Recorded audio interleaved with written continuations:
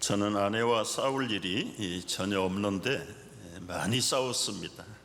언제 왜 싸웠느냐 하면은 내비게이션이 없을 때, 운전할 때 지도책을 보고 찾아다닐 때 많이 특별히 장거리를 운전하면 꼭 한 번씩은 속이 상하는 일들이 나타나곤 했습니다. 타이밍을 놓쳤다든지, 아니면 내가 못 알아들었든지, 아니면 작은 소리를 그러다가 차선 변경을 못하고 한 번 엑싯을 지나가면 그 다음에 엑싯까지 가서 돌아와야 되잖아요. 얼마나 짜증이 납니까? 그런데 이제는 그럴 일이 전혀 없어요. 여러분도 아마 싸울 일이 없어졌습니다. 왜냐하면 GPS가 만들어졌기 때문에. 저는 GPS를 쓰면서 이 만든 사람 노벨상 평화상 줬는가? 이런 사람 줘야지 누구에게 줍니까? 뭐 세계 사람들이 다 편안하게 운전하고 자기 목적지를 찾아가는데 얼마나 좋아요. 아마 제가 찾아보진 않았지만 GPS 발명한 사람 노벨상 못 받았으면 우리가 다 청혼을 해서라도 노벨상을 주도록 그렇게 했으면 좋겠다는 생각이 듭니다. 얼마나 내비게이션이 편한지 제가 처음이자 마지막인 제 책을 출판하면서 출판사에서 책 제목을 뭘로 할까요? 그래서 예수, 내 삶의 내비게이션, 그렇게 정하라고 그랬어요. 참 여러분 인터넷에 한번 찍어보세요. 저도 어제 한번 찍어봤는데요. 모처럼 거의 한 10년 만에 찍어본 거예요. 그랬더니 잘 소개를 해놨더라고요. 다양한 인생의 역경에 힘들어하는 성도들에게 전하는 위로. 저자는 토론토와 뉴욕에서 26년째 건강한 이민 목회를 해오고 있는 목회자로서 예수, 내 삶의 내비게이션은 낯선 땅에서 나그네 된 심정으로 외로움과 다양한 인생의 역경에 힘들어하는 성도들에게 인생의 참된 길이 예수 그리스도라는 사실을 따뜻한 칼럼으로 전해주는 책이다.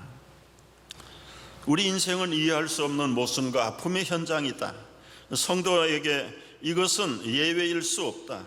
이것이 인생이다. 그러나 한 가지 우리가 깨달아야 할 점은 사람의 위로는 제한적이나 하나님의 위로는 넉넉하고 풍성하다. 세상이 이해할 수 없는 일들을 당한 사람에게, 성도들에게, 가족들에게 위로의 하나님은 다가오시며 우리 인생에 해답을 주신다. 제가 쓴 게 아니고 출판사에서 써서 올려놓은 글들입니다. 제가 책 선전하는 게 아니고요. 이 책도 지금은 없어요.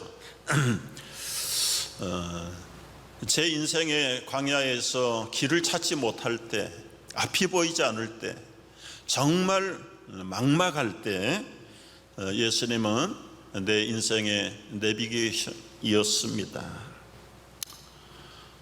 지금부터 3,500년 전에 애굽에서 해방된 사람들이 젖과 꿀이 흐르는 파라다이스를 찾아간다는 것은 얼마나 어려운 일이었을까요? 애굽의 고센 땅이라는 곳에서 해방을 받은 그들이 가나안까지 들어가는 빠른 길은 저 지중해 연안을 따라가는 해변길입니다. 390마일, 640km. 어른들, 노인들, 여자들, 남자들 다 200만 정도가 되는 이스라엘 민족들이 애굽에서 가나안 땅까지 멀어도 2달, 3달이면 좋게 갈 수 있는 땅, 걸어가는 거죠. 그런데 이렇게 쉬운 그 길을 내버리고 왜 뱅글 2-3달이면 갈 수 있는 길을 40년이 걸렸을까? 40년이 걸렸을까?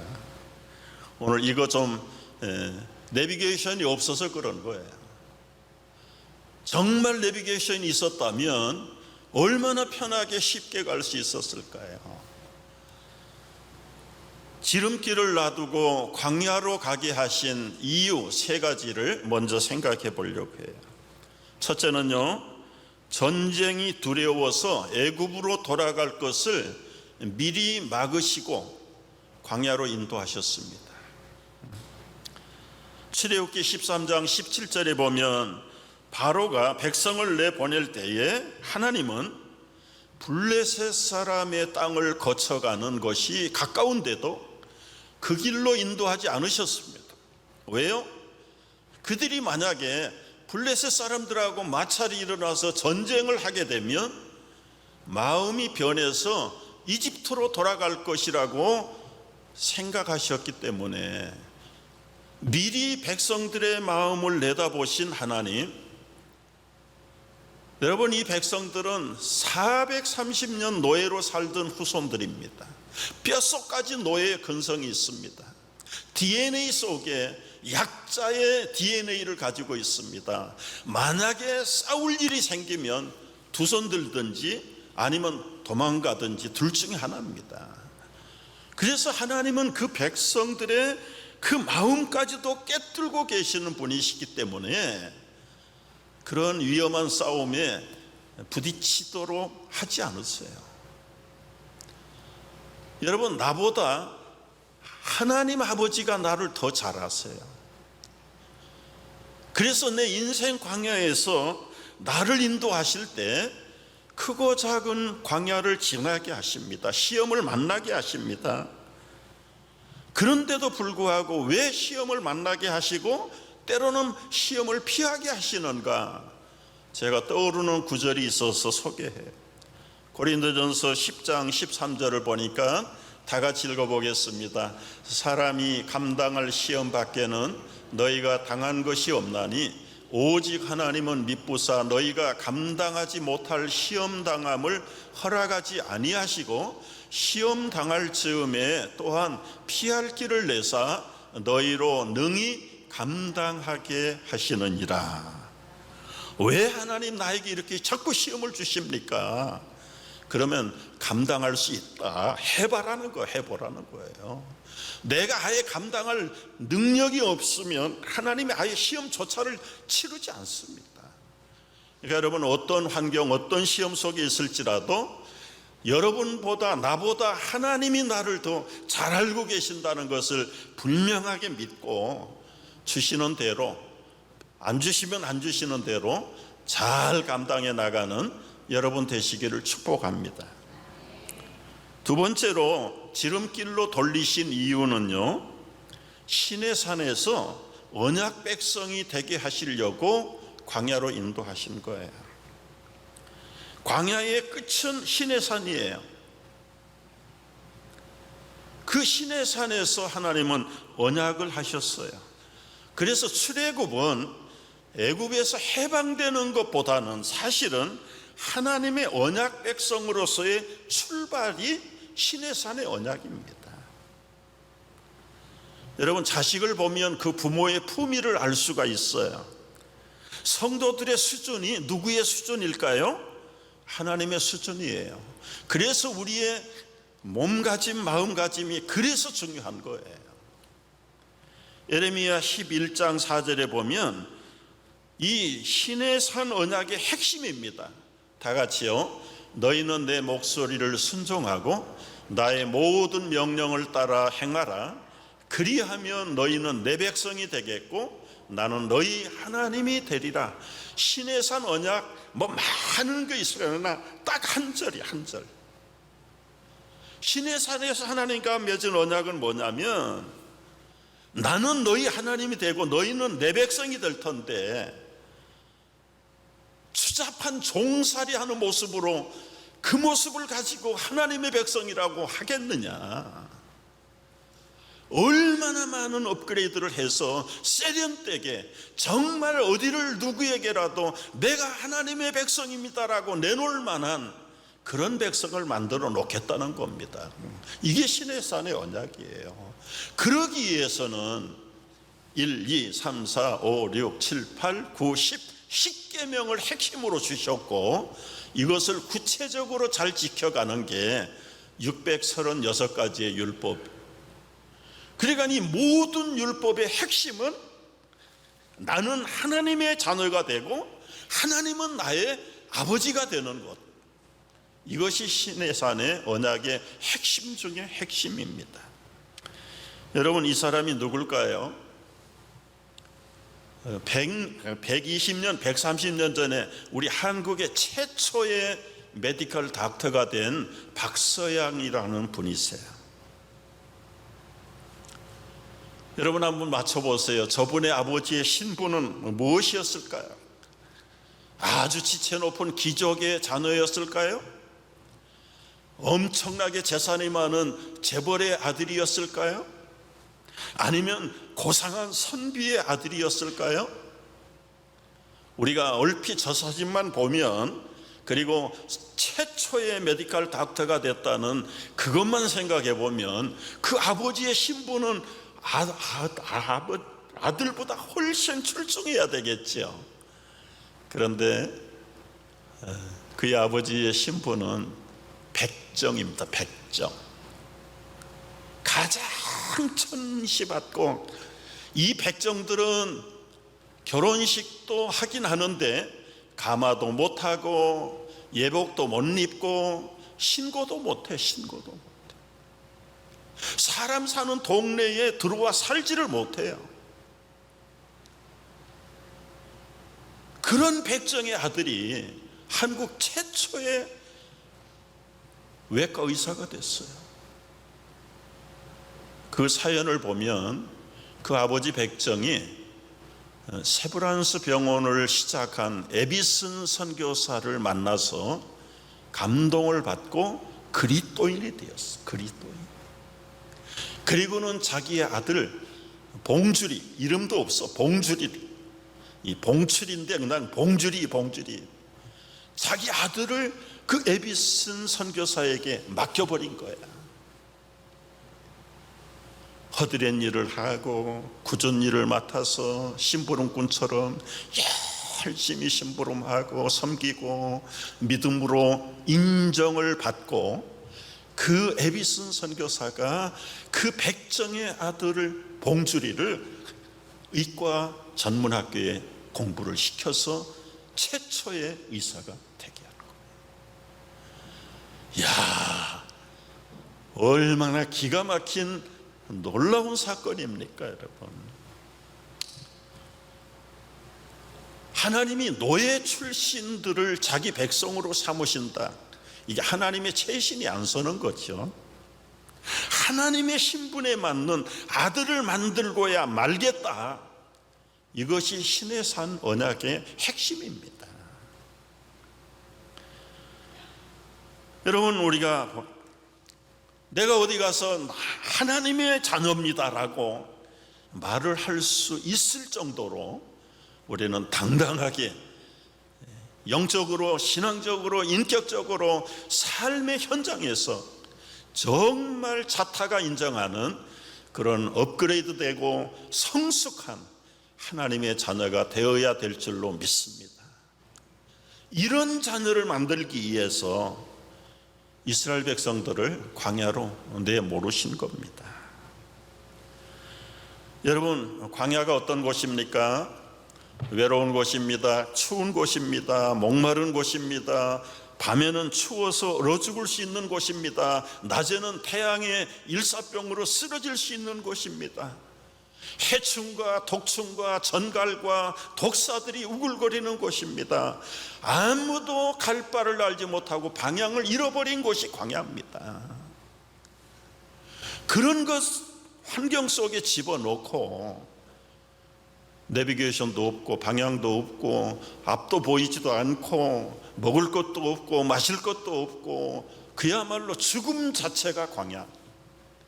그런 곳에서 하나님이 아버지가 되게 하시는 것을 철저하게 체험하고 깨닫고 확인할 수 있도록 아주 DNA를, 노예 DNA를 하나님의 자녀의 DNA로 바꾸는 곳이 광야예요, 광야.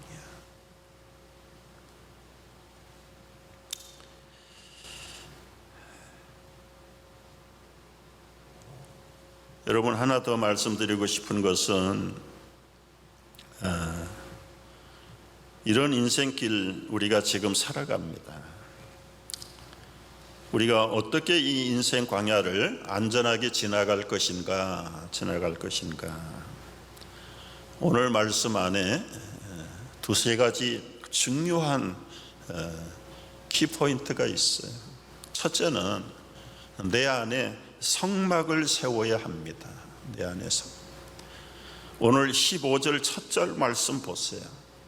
성막을 세운 날에 구름이 성막, 곧 증거의 장막을 덮었고 저녁이 되면 성막 위에 불 모양 같은 것이 나타나서 아침까지 이르렀을 때, 여러분, 여기 성막을 증거의 장막이라고 설명을 했고요, 출애굽기를 보면 또 다른 명칭으로 회막이라고 말씀했어요. 여러분, 우리가 영어를 쓰는 미국에서 사니까 뭐 이런 정도는 알아두는 게 좋을 것 같아요. 성막은 영어로 하면 터버너클, 증거의 장막은 텐트 오브 더 테스트머니, 회막은 미팅 텐트입니다. 미팅 텐트.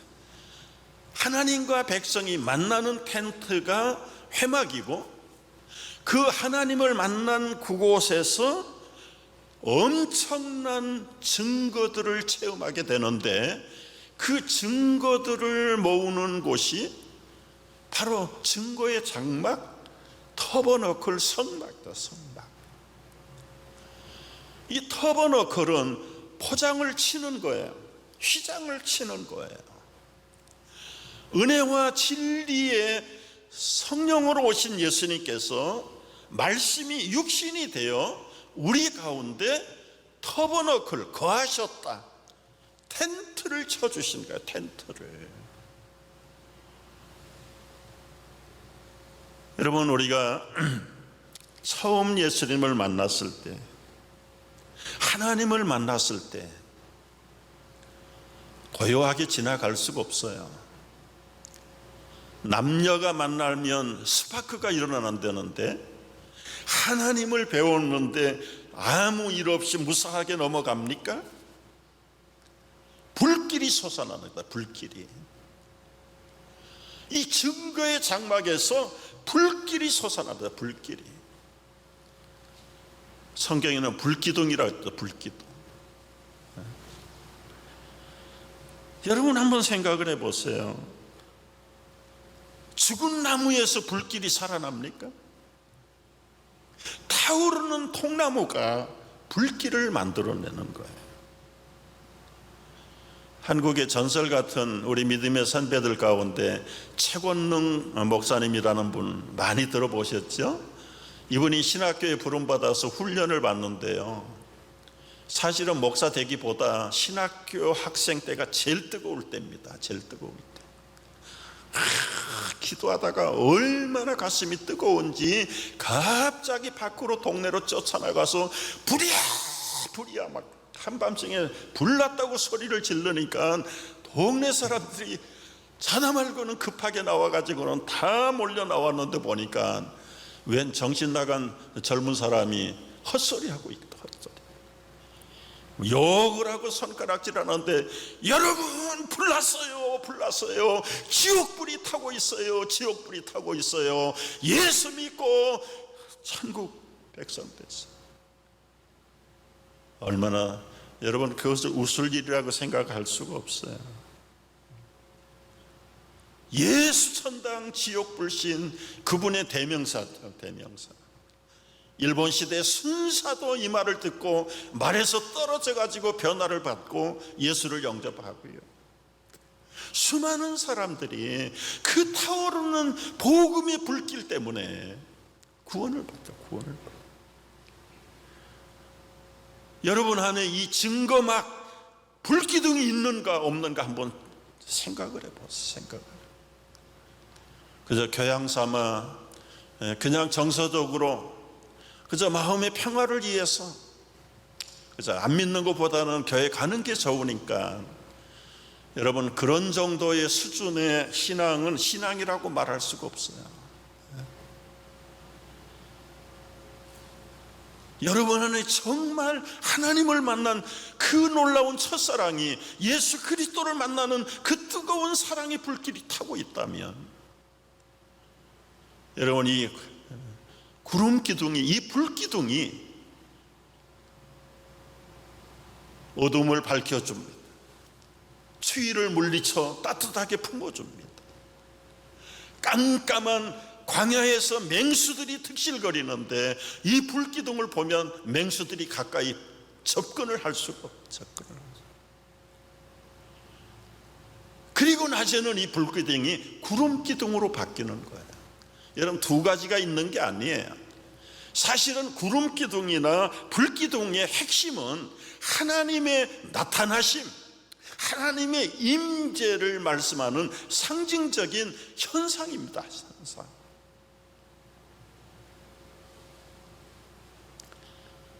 여러분 인생길, 광야길 보이지 않을 때, 어두울 때, 두려울 때, 춥고 더워 어찌할 바를 알지 못할 때 여러분 안에 증거의 장막, 미팅의 텐트를 만드시기를 축복합니다. 그러시면 거기서 불길이 일어나, 때로는 모든 뜨거운 태양의 자외선으로부터 구름으로 차이를 치시고 하늘에 천막을 치시고 그 더위를 피하게 하시다. 여러분 이것이 얼마나 놀라운가요? 이 불기둥은 내비게이션 역할을 해요. 이 구름기둥이 가면 가는 대로 따라가는 거예요. 따라가는 거예요. 하루 동안 머물면 하루 동안 머물고 1년 동안 움직이지 않으면 그 자리에서 1년 동안을 기다리는 거예요.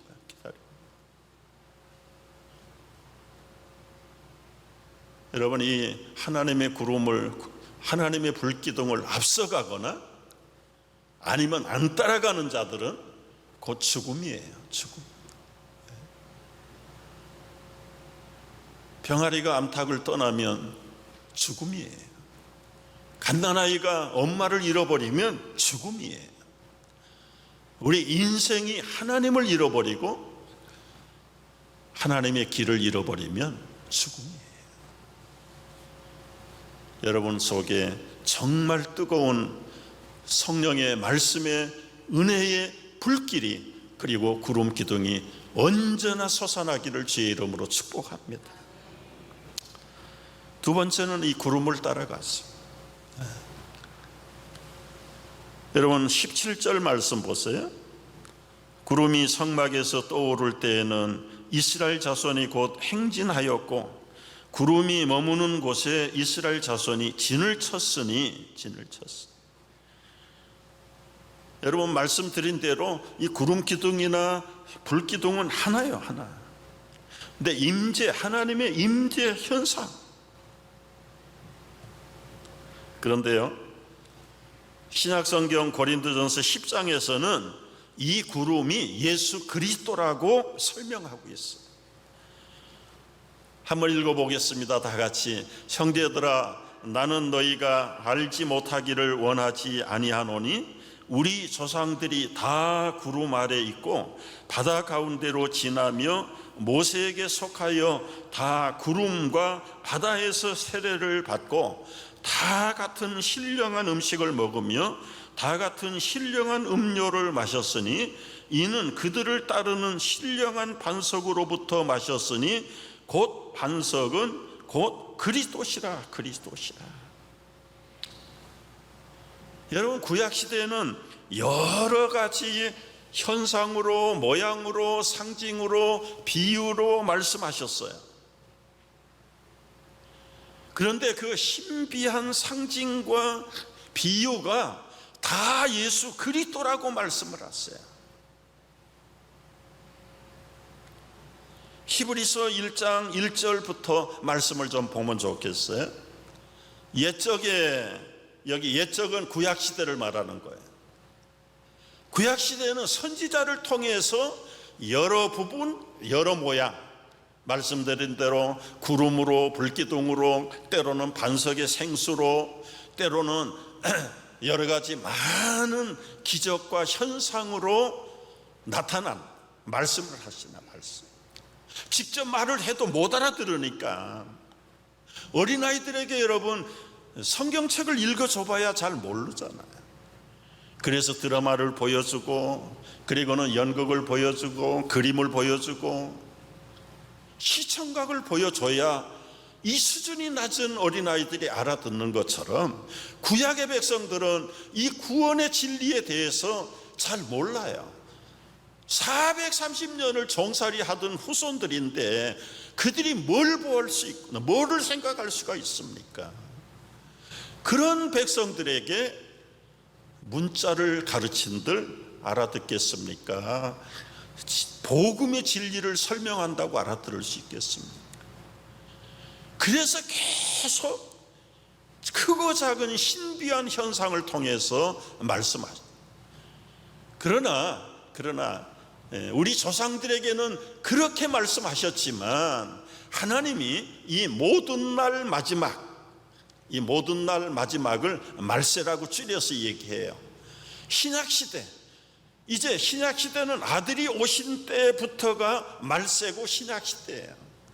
아들을 통해서 우리에게 말씀을 하셨습니다. 이 아들은 누굽니까? 만유의 상속자로 오신 분입니다. 하나님의 후계자로 오신 분이다. 하나님의 영광의 광채시요 그 본체의 형상이라.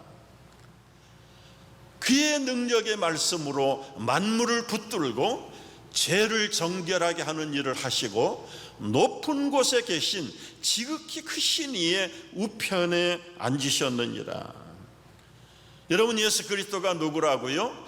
영광의 광채, 말씀으로 오신 예수님이 영광의 광채고 본체의 형상이라. 하나님의 형상이라.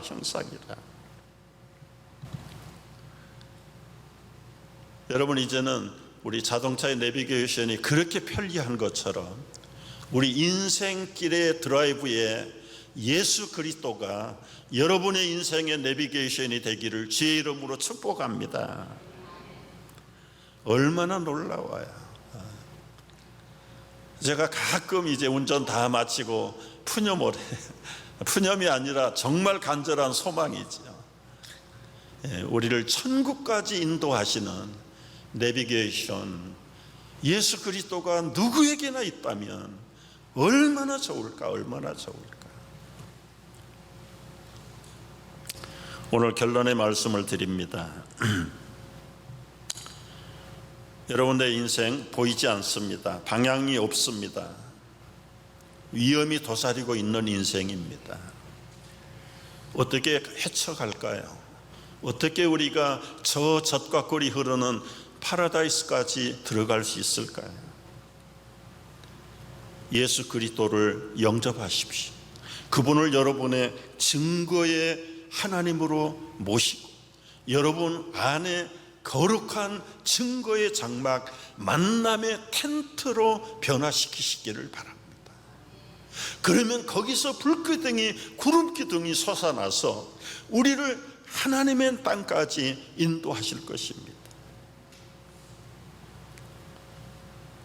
구름의 인도를 받으셔야 됩니다. 여러분, 겁이 많았던 베드로, 한때는 인생길을 알고도 겁이 나서 도망쳤던 베드로, 우리 믿음의 선배예요. 그분이 변화된 모습을 한번 고백을, 예수님 따라서 변화산에 올라갔어요.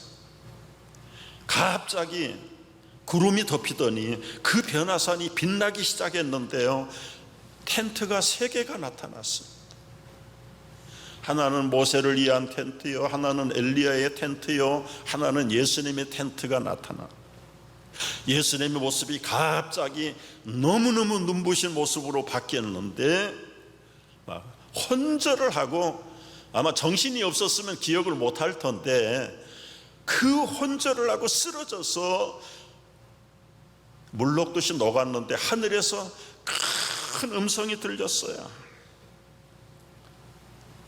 그 사건을 나중에 베드로 후서 1장에서 베드로 사도가 기록해 놓은 기록입니다. 1장 17절 말씀 보니까 지극히 큰 영광 중에서 이러한 소리가 나기를 이는 내 사랑하는 아들이요 내 기뻐하는 자라 하실 때에 그가 하나님 아버지께 존귀와 영광을 받으셨다. 변화산에서 얼마나 놀라운 하나님 아버지의 음성을 들었는지, 그리고 나서 이렇게 말을 해요. 베드로후서 1장에 보니까 이 소리는 우리가 그와 함께 거룩한 산에 있을 때에 하늘로부터 난 것을 들은 것이라. 우리에게 더 확실한 예언이 있어서 어두운 데 비추는 등불, 예수님이 비추는 등불, 날이 새어 샛별, 어두운 밤하늘의 방향을 가르쳐주는 샛별, 그 샛별이 너희 마음에 떠오르기까지 너희가 이것을 주의하는 것이 옳다. 여러분, 길이 안 보이십니까? 그럼 여러분의 마음에 샛별이신 그리스도가 떠오를 때까지 비치는 등불과 같이 확실한 티칭, 예언과 같이 나타나실 때까지 거룩한 산에서 주님을 바라보라는 거예요. 여러분, 우리는 보이지 않으면 당황합니다. 겁이 납니다. 내가 하려고 덤빕니다. 우왕좌왕하다가 일을 더 망가칩니다. 대책이 없을 때는 엎드리십시오. 모든 걸 끊으십시오. 구름이 떠나 움직이지 않는데 1년이라도 그 자리에 구름이 머물면 그냥 거기에 머무르십시오. 말은 쉽지만 여러분, 극한 상황에서 어떻게 1년을 견딥니까? 그런데 지나놓고 보십시오. 여러분이 이리 뛰고 저리 뛴다고 1년 동안 해결된 게 있습니까? 오히려 더 문제만 만들어 놨어요. 차라리 나 죽었습니다. 1년, 아니 3년이라도. 저는 3년을 맡겨버렸어요. 대안이 없는데요, 아무것도 능력이 없는데요, 뭐를 방법을 수단을 강구할 대책이 없는데요, 그래서 천부의 의지 없어서 죽으면 죽으리라 결단하고 포기했다. 체념하고 죽이든 살리든 주님 뜻대로 하시옵소서. 그리고 계속해서 사모하고 기도하고 말씀 읽고 묵상하고 기도하다가 밝아져요. 말씀 읽다가 샛별이 떠올라요.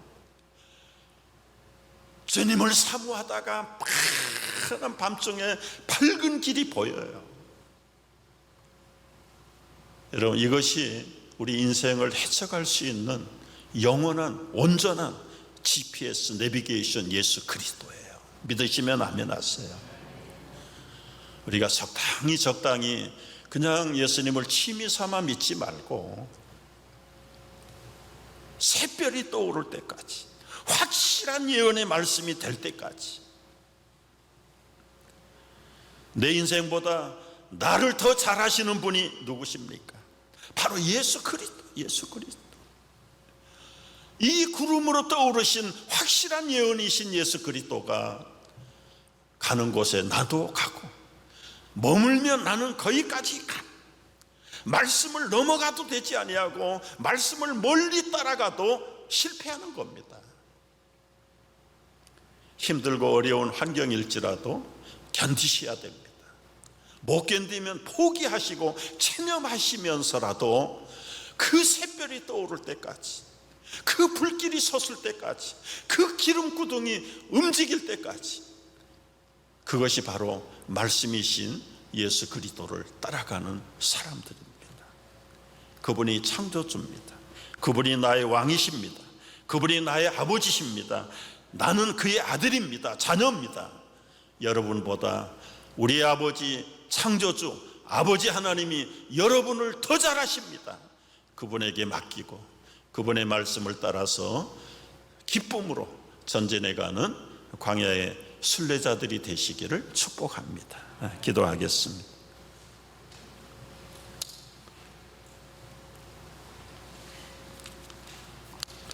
주님 약속하신 말씀 위에서 영원토록 주를 찬송하리라. 소리 높여 주께 영광 돌리며 약속 믿고 굳게 서리라. 굳게 서리 굳게 서리 영원하신 말씀 위에 굳게 서리.